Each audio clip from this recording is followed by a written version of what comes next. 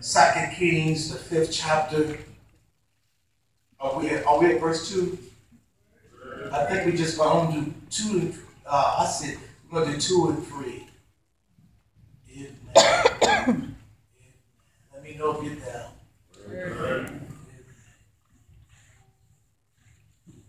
Now the bands of raiders from Iran have gone out and have captured a young girl from Israel. And she served, her name is Life. Listen to what she said. She said to her mistress, only my master will see the prophet who is in Samaria. He will cure him of his leprosy. That's it. 1, 2. Glad to see sister. I'm looking at you. Just was in hospital. Amen. She was in hospital this week. I was told. I'm glad that you're here. Somebody said, "Amen." Amen. God is just keep on blessing people. Amen. I want just to talk to you about how I want to talk to the young people today. How to handle setbacks. Amen. Somebody should say amen. Especially some of you old people, you know there's been some setbacks in life. In life, young people, there will be some setbacks. There will be some disappointments. But the thing about life, how do you handle it? Somebody say amen. Y'all know it. I hope God will help me preach now. Because one thing for sure in life, there will be setbacks. This text is very powerful. Because this is a young girl. The Bible don't give her age, but it did say a young lady. It said a young girl. So if I would use my imagination, she probably was a teenager, probably 13 to 20. This young girl, now check this out, you got to understand this. This young girl was free, born free, but now she's enslaved. She was born worshiping one God, God of Israel.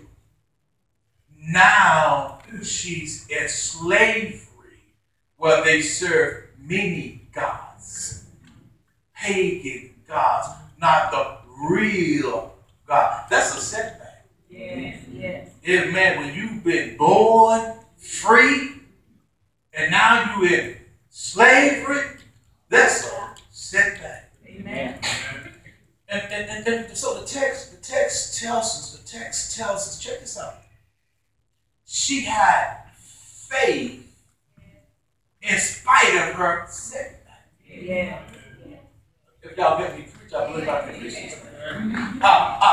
Y'all, she was in slavery, but she still can point to her God. Yeah. God, I'm preaching somebody. And I come by to tell my young people today, it does not matter what circumstance you're in, you still can point to God in it. So if my first point, I'm almost done. That's a 5 minutes introduction. My first point, you got to get this first point. In her setback, in her slavery, she remembered who she was. Oh my goodness. And I come by to tell somebody, when life knocks you down, because life will knock you down, when life sets you back, remember who you are. It is important that you know who you are, because when life comes and knocks you down, you can say, I'm not my situation. Because so many times we are defining ourselves by the situation we're in. You ought to tell somebody, I am not my situation. I may be down, but my mind don't think down. I may be broke, but my mind ain't thinking. I may be in slavery, but guess what? I'm free in my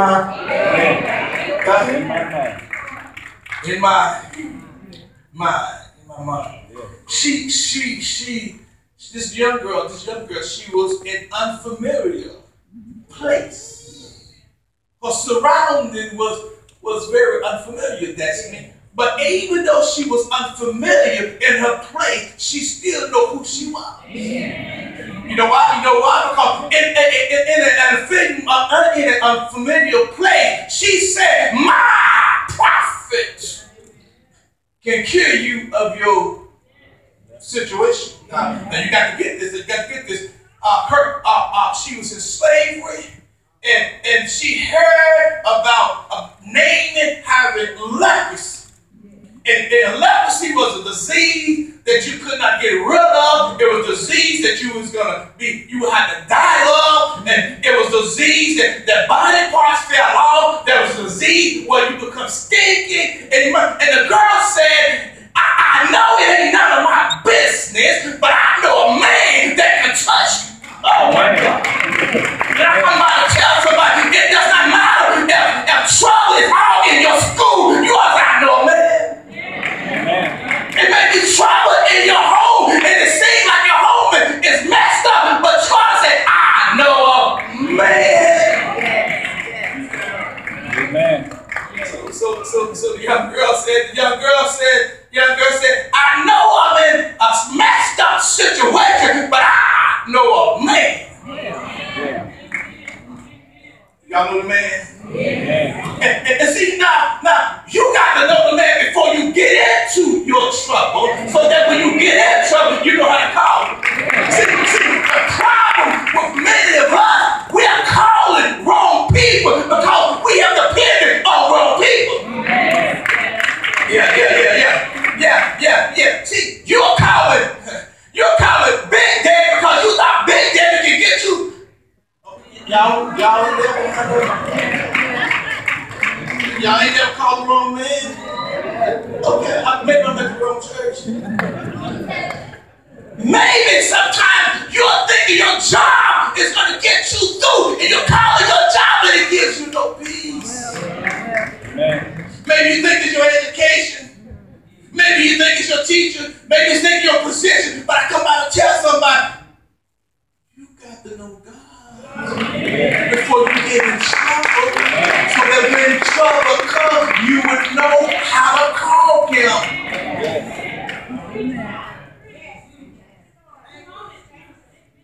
Mama told us when we was growing up as kids, Mama said, boy, you're going to need God. She said, Poochie, that's my oldest brother. You're gonna need God. Evelyn, that's my oldest sister. She said, you're gonna need God. She said, Danita, you're gonna need God. Rodney, it's a lot of us, y'all. Rodney, you're gonna need God. Tony, you're gonna need God. Brad, you're gonna need God. Darrell, you're gonna need God. Jonathan, you need God. And she said, I'm doing my best to give you God now, because one day you're going to need it. And I come by to tell somebody, you're going to need God. Trouble going to come. Setbacks going to happen. And you got to get God right now in your spirit. Okay. Now, oh God, here you go. Now, this is good. Don't you act like what you've been through. No. We have to learn about it. Because you mistreat me, I don't have to mistreat you. Because you have read my name through the mud, I don't. Some of us been through some difficult situations. Some of us have been through stuff, and I come by to tell you, don't you act like. Y'all hear me, young people? Don't you act like. Amen. Because you young, it don't mean you haven't been through nothing. Young people go through some stuff. Some of y'all got some heartache. Some of y'all got some disappointment. But don't you act like. You ought to tell your neighbor, don't you act like what you've been through. Well, I'm preaching. Good God. Preach, Darrell. I'm doing the best I can. Okay.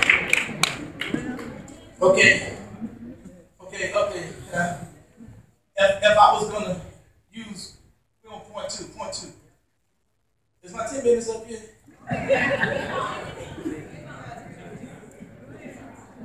Here you go, point two. Point one was remember, she remembered who she was, okay? Point two, this is my final point, I believe.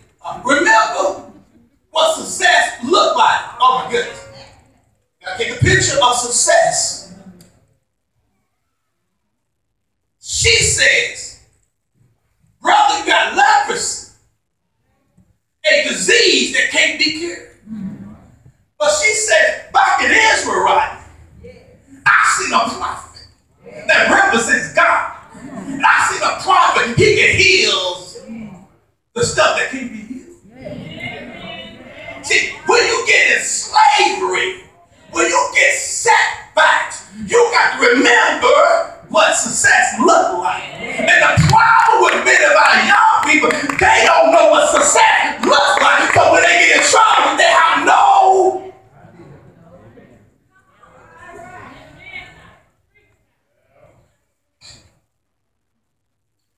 So today I thought I would give you a picture of what success looked like. Now when I call your name, you need to stand. Y'all gonna work with me? Yeah. Now, success looks like Chris. Stand up, Chris. Amen. Keep standing. Success looks like Mitchell. Amen. Success looks like Andrew. Stand up. Keep standing. Success, you gotta know what success looks like. Success looks like Charles Robinson. Success looks like Kevin. Success like Charles Hawkins. Stand up, Brother Hawkins. I want you to know what success looks like. But you got to look at it. Success looks like the brother sitting behind my wife. Raymond. Success look like Raymond. And here you go. Success look like Greg. Success look like Rodney. Success look like the brother with the white coat on. He's Bernard.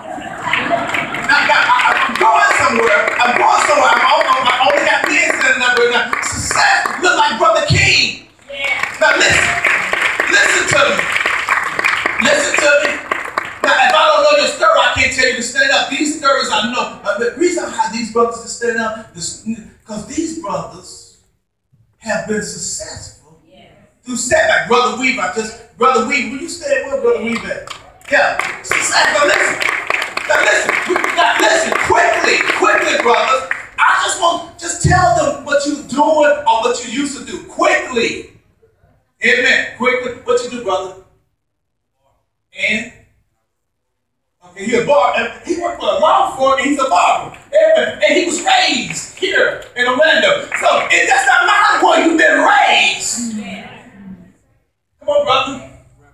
Rampage. Come on, tell us what that is. He worked with Southwest Airlines. Success.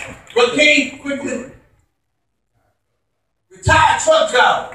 Amen. Great. Amen. Brother Andrew. Wait, they was laughing. Say that again. I want these kids to hear it. Amen. Brother Russell, stand up. I just see the brother. Come on, Brother Raymond. Homeland Security. And y'all been at success. Brother Russell. Amen. For 30 years. Brother Mitch. For Disney World. Lieutenant, Orange County Fire and Rescue, 12 years. Yes, sir. And wait, Lieutenant now. Lieutenant, yes, sir.